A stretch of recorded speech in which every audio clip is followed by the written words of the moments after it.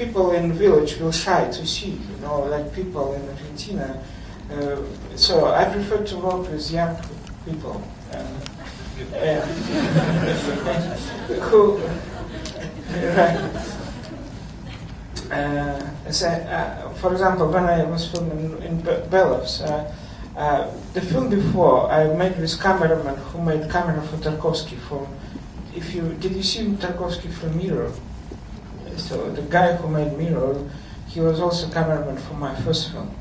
When I started made second film, I wanted to invite him, but then I imagine I come into village with such famous men, and people in the village, they will shake and they will never open to me. So the same story here. I made a kind of, I don't know, in internet I made kind of competition or whatever, how they call it. So, it was a lot of people who wanted to work with me. I found few stories, very good stories, and wanted to, but I did not know what I will find in opposite side in New Zealand. So, but when I found the whale in New Zealand, I asked my assistant to come to Madrid. It's like 50 kilometers north from Madrid, this rock, this town. So unfortunately I did not film people for the film, but I believe stone is the same important as people, don't you think?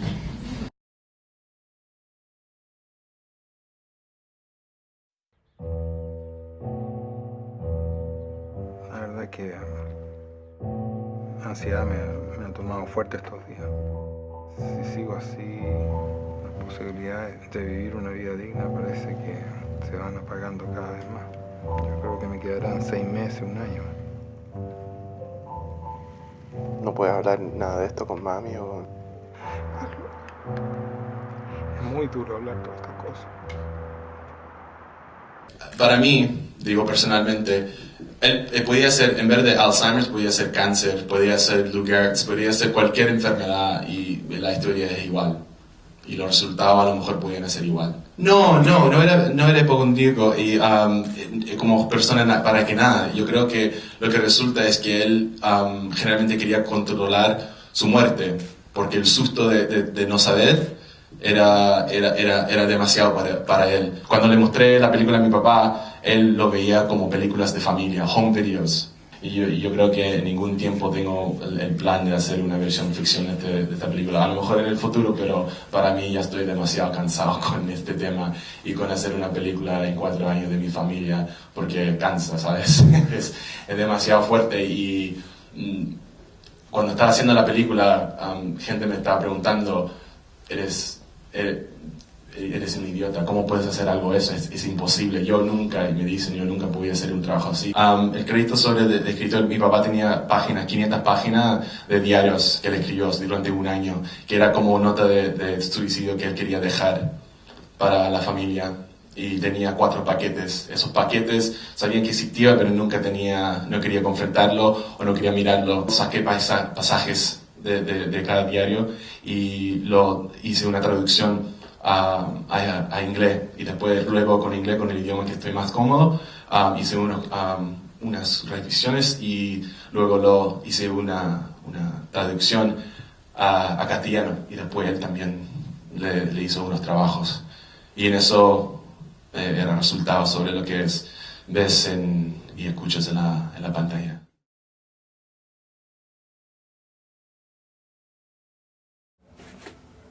Make a wish. Make a wish. Think you want money, big money to go overseas. Dream.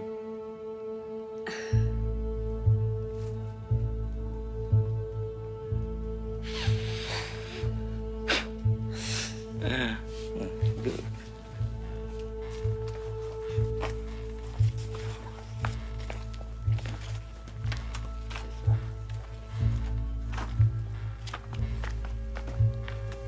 Some foreigners here.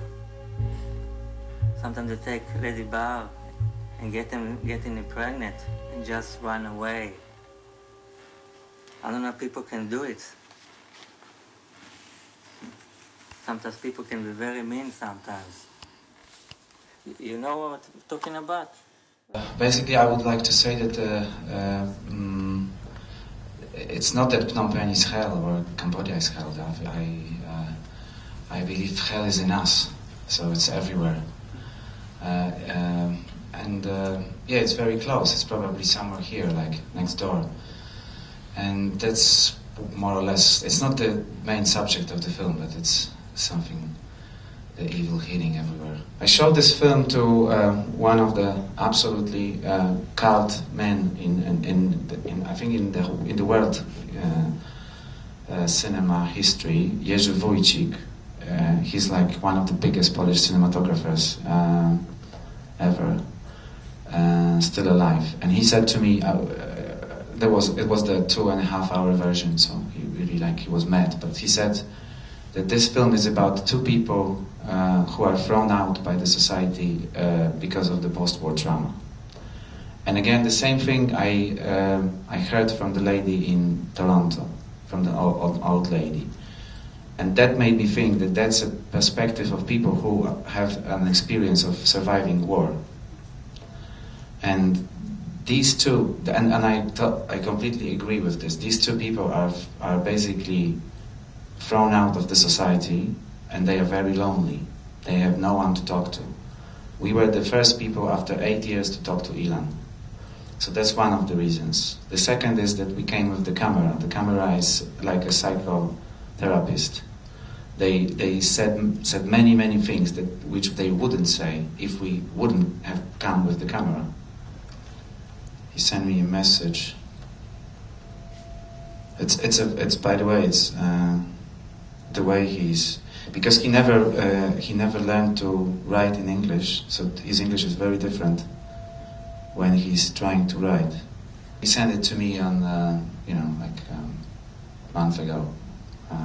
Happy and creative year to you all. Good luck at Germany, Haifa, festivals, films. I saw it first, which probably means I saw it once. Hard film. ... and then soon art should wake up people. Soon we will be at moon. I think it's that he's trying to say that art should wake up people, because if it won't, then we'll destroy this planet and we'll have to go somewhere, like go to the moon. And about film, he only said hard film.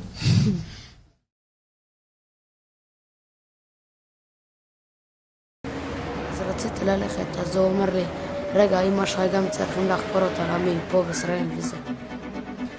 ורוצים לקחת אותה לשטחים, הם רוצים להעיף אותנו.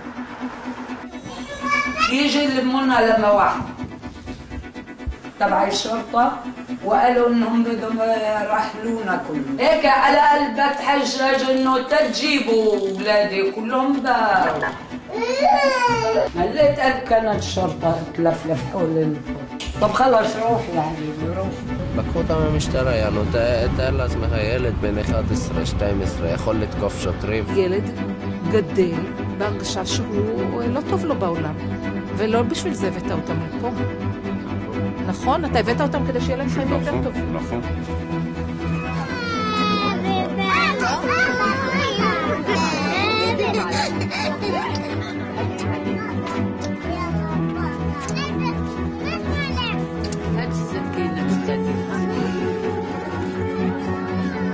ילדים שלי לא משנה, מכיר את הדרך טוב מאוד. הם באו פה לדרך טובה, והם הפכו להם את הדרך הזאת. חיפשו להם כל הדרכים שיהיו פושעים. זה מה שהם חיפשו. אני מכרתי את העם שלי. זה נקרא בוגד. ואני מודה שאני בוגד. בגדתי בעם שלי. אבל למה? למה? He didn't make a mistake yet, you know. They want him to make a mistake. The big mistake is that he brought his kids to Israel, and his kids obviously are going down the path of crime, and this is the major cause for it's first of all, he is recognized, but by the Secret Service, what is called the Shabak. He is recognized. But now, since he's in Tel Aviv, the police do not recognize him. So when they go to the committee that needs to decide for him, the security forces service says, yes, he's under threat. But the police says, no, we cannot accept him. We won't. We don't want to give him an ID. His family's here. We can't. We won't. So this is a problem now. It's a 50-50 on him. And obviously for the police who needs to make the decision now, it's because of the kids. They do not want the kids in Israel. They don't want to make it a president. How do you say it? Precedent. Yeah. Otherwise, others will come. It will shift a lot of things. So, and the mistake is just trying to put him. He's with his back against the wall. Making a mistake is going head on with the police people downstairs, or just they want to find something on him that they will be able to use against him in order to have the opportunity to take him back to the West Bank. But it didn't happen as of yet. People don't really want to deal with it. They don't want to deal with it. Probably they don't know how to deal with it. Maybe they know there's nothing in their powers that they could do with these specific people. So although there has been a strong reaction, we need to take it another level, and this will be, trying to get his permits through the legal action that we're trying to create.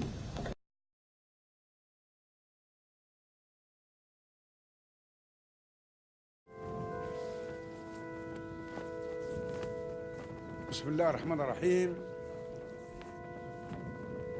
أيها الشعب التونسي، نكلمكم اليوم ونكلمكم الكل في تونس وخارج تونس. نكلمكم بلغة كل التونسيين والتونسيات. نكلمكم الآن لأن الوضع يفرض تغيير عميق. نعم، تغيير عميق وشامل. وأنا فهمتكم. نعم، أنا فهمتكم.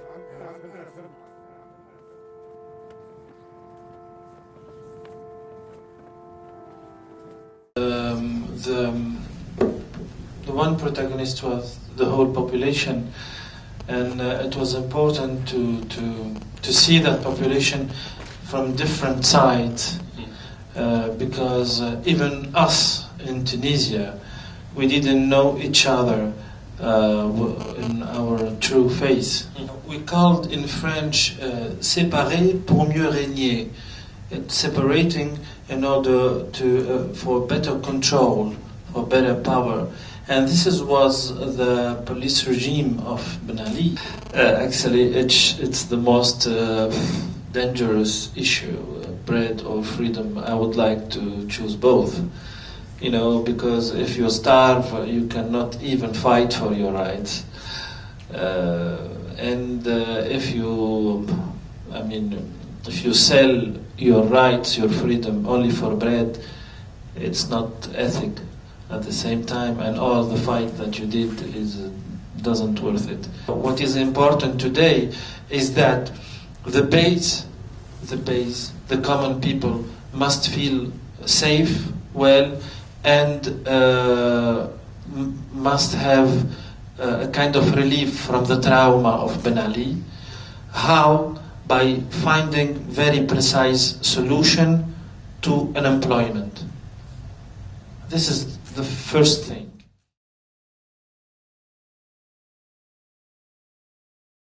Somewhere, somehow, sometime, the truth will still come out. I just hope it won't be too late.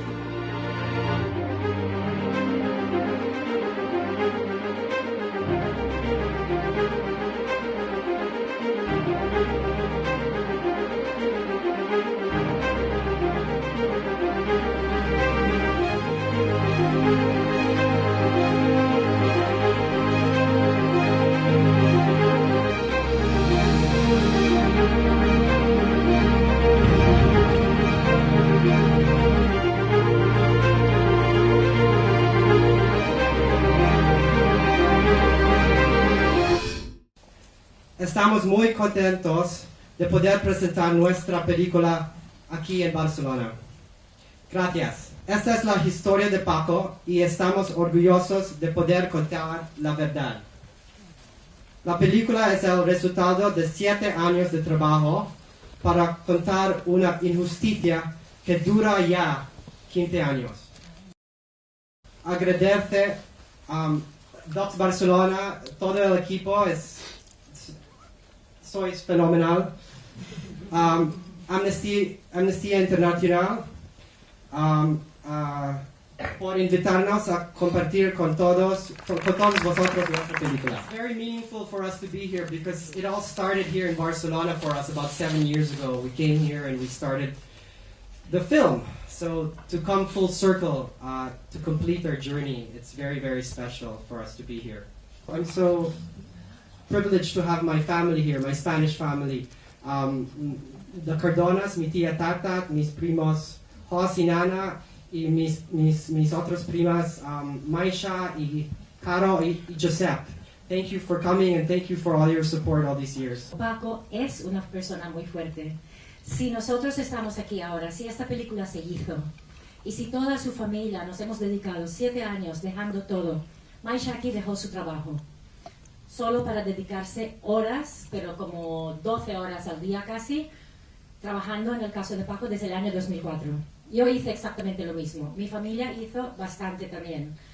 Y debido a precisamente la fuerza de Paco. Paco nos animaba. Cada vez que Paco llamaba por teléfono o cada vez que sabíamos de él, Paco nos animaba a nosotros. Nos levantaba la moral. Nunca se sintió hundido. Él sabía que le apoyábamos tanto que puso todas sus esperanzas en nosotros. Ahora Maisha sí que nos puede decir, porque ella sí que le fue a ver la última, fuiste tú, ¿no? En Bilbao. No, los permisos Paco los ha empezado a tener recientemente. En verano ese fue su primer permiso. Estaba aquí su hermana y salió. El final se ha añadido ahora para España. En Tribeca se presentó con el final anterior. Pero también, si Paco sale libre, si conseguimos el indulto, se cambiará el final. Este documental es lo que tiene de especial, que sigue para adelante, que se actualiza, que es actualizable. Pedimos que todo el mundo firme la petición de carta que nosotros mandamos al gobierno español para que de forma oficial pida a Filipinas su indulto. Por eso os pedimos para que participéis en nuestra campaña de recogida de firmas, que por eso hay 2 mesas fuera, para que podáis todos firmar. También podéis entrar en la página web freepaconow.com y firmar la petición que se envía por email al presidente de gobierno.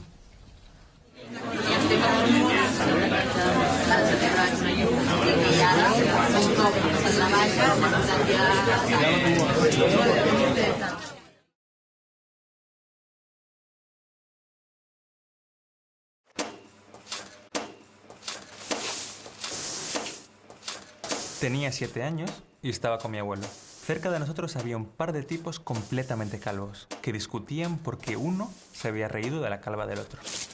Pero lo que no sabía ninguno de ellos, ni nadie allí, excepto yo, es que bajo su inseparable peluquín, también mi abuelo estaba totalmente calvo. Yo no entendía que venía aquella bronca de adultos, pero recuerdo muy bien la profecía que gritó uno de ellos al largarse. En 100 años, todos calvos. No, la verdad es que es una cosa que, como ya he explicado una vez, nunca sabes cuándo empieza y de hecho te lo dicen, o sea, tú dices, no, yo, como decía mi amigo, ¿no? Me estoy quedando calvo, no estoy calvo, entonces no sabes cuándo te puedes considerar. Y la verdad es que yo sobre todo quería hacer una comedia a toda costa y todo el mundo me decía, una comedia documental, ¿cómo se hace eso? ¿No? Porque tú en ficción coges a un actor, un personaje y lo ridiculizas y te quedas tan tranquilo, pero en una comedia, claro, no son personajes sino personas y digo yo, ¿de quién me voy a reír yo sin que me parta la cara, no? Y dije, bueno, pues mira, qué mejor que de mí mismo, porque sí que es verdad que es un tema que me obsesionó mucho. Como dice el farmacéutico, hay 2 formas de asumir lo que es con dignidad o gastando dinero. Yo había gastado una barbaridad en dignidad. Bueno, no sé si es muy digno de un documental sobre calvos, pero sí que es cierto que una vez que empiezas a hablar sobre el tema, te das cuenta de que la gente tiene tanto miedo como tú o más. Al principio no sabía muy bien cómo enfocarlo y me acercaba gente, a hombres en el bar y pues decía, muchos de los que participaron dijeron que era la primera vez que hablaban sobre el tema y eso metió pie a pensar, tal vez no es una chorrada, tal vez no es una obsesión mía, sino que hay algo más profundo, ¿no? Así que queríamos desde el principio que fuese un montaje así muy dinámico, en el que pudiésemos experimentar. Habéis visto que hay animación, hay archivo, hay pues, entrevista, pero incluso las entrevistas es una técnica de montaje, se llama Jam-Cut, perdón. Queríamos que fuese todo muy rápido, intentar evitar pues, los busos parlantes en la medida que pudiésemos, y luego tenía la dificultad de que yo he hecho el montaje y era un poco esquizofrénico, ¿no? Porque, o sea, estás intentando ridiculizar a un tío que está en la pantalla, que eres tú, entonces, y luego tampoco sabes qué información es necesaria, qué información se sobreentiende, porque yo lo sé todo sobre mí mismo, no sé cuánto vais a entender, qué tengo que decir, qué no tengo que decir, y la verdad es que en ese sentido el equipo vino muy bien, porque ya, o sea, además es que estaba hasta los huevos de verme la cara a mí mismo, y pensar... sobre todo si esto tiene sentido, si te va a interesar a alguien. Es cierto que en los pases que hemos hecho siempre se me ha acercado alguien, sobre todo chicas incluso, diciéndome a mi novio, joder, le pasa exactamente lo mismo y no hay forma de evitar. Perdón, me estoy yendo, vuelvo al tema. Sí, la verdad es que hay un cineasta que se llama Alan Berliner que hace un montaje muy similar a este y tiene una película sobre su propio nombre que se llama The Sweetest Sound, y cuando vi aquella película ya tenía claro ante ese montaje, dije, quiero que se parezca bastante a esto. Y bueno, no sé si lo he conseguido o no.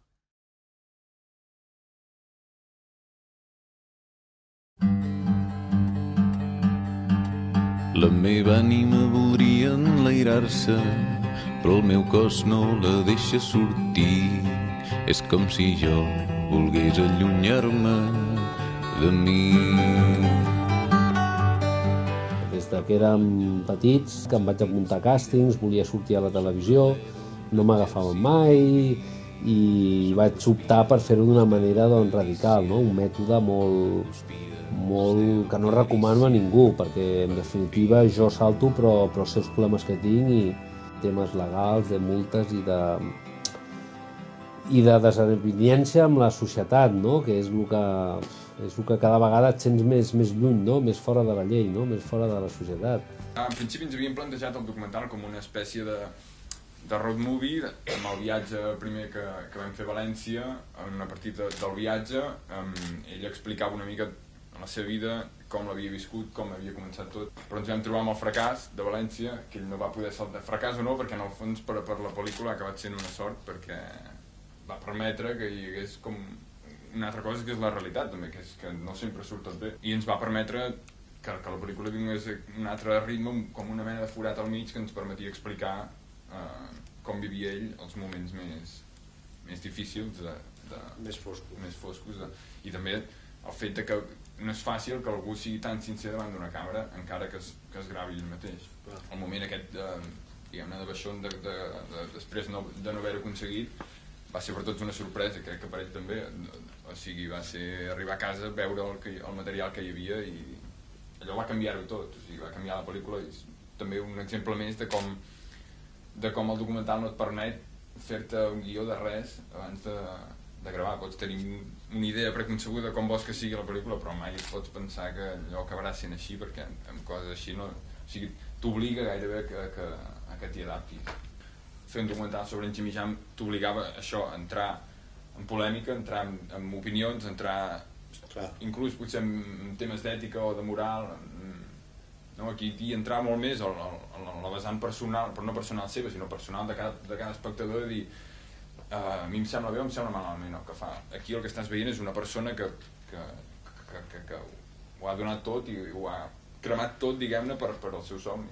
I ha anat fins a les últimes conseqüències, o hi estan però ell és feliç, estones. De vegades jo soc molt hiperactiu i tinc bastant el Freddy riu, però bueno, és el que em coneix, sap que tinc una mica de tics i coses així una mica estranyes, no? Però res que no surti de la normalitat.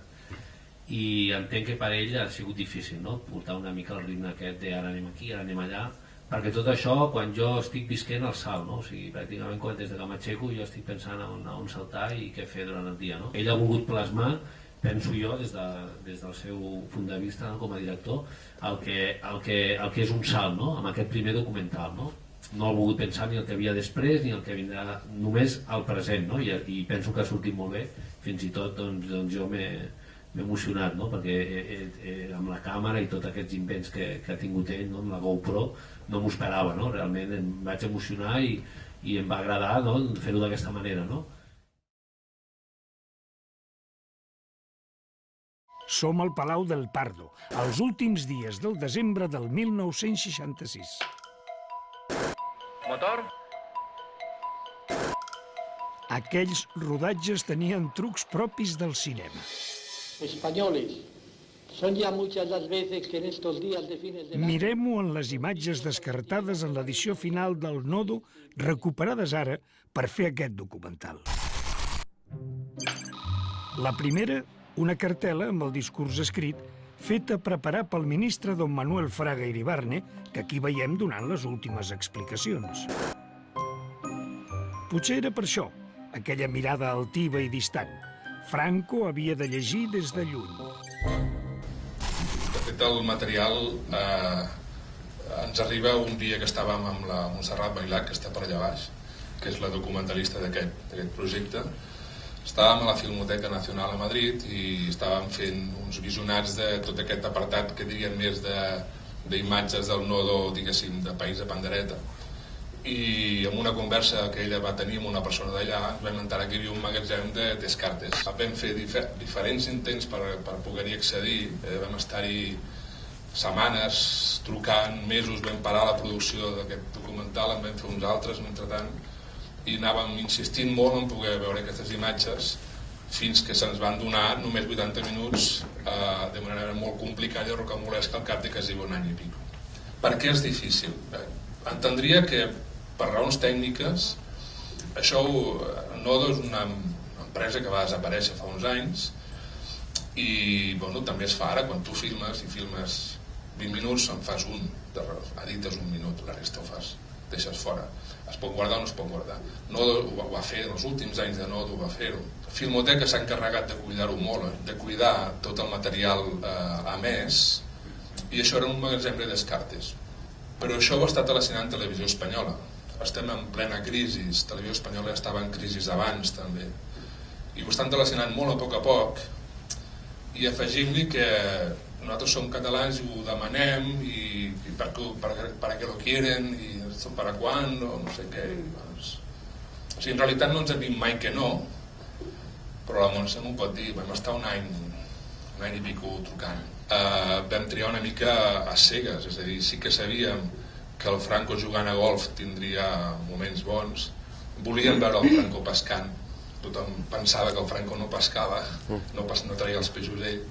Volíem veure, em vam demanar unes quantes més per provar, o sigui, del Dalí i d'altres personatges així curiosos, i ens van donar el que vam voler. Jo confesso que estic bastant pirat per les imatges d'arxiu, i soc dels que quan estic veient una imatge ho miro tot. No sé si va ser que quan vaig estudiar em va agafar molt fort allò que en deien la semiòtica de la imatge, els detalls, els gestos, les coses, no? I l'arxiu és molt ric, les imatges d'ara per descomptat també, però l'arxiu és molt ric. També s'ha de dir que tota pel·lícula que té, tot documental que té arxiu té uns drets molt cars. O sigui, nosaltres paguem una espècie de tarifa plana amb les imatges d'arxiu, a la que ho vols vendre, la tarifa plana es converteix en un dineral en tots els sentits. Per tant, quan s'emeti, que és d'aquí 2 o 3 setmanes, a partir d'aquí llavors és quan es començarà a moure, i si hi ha compradors, doncs això ja els farà feliços.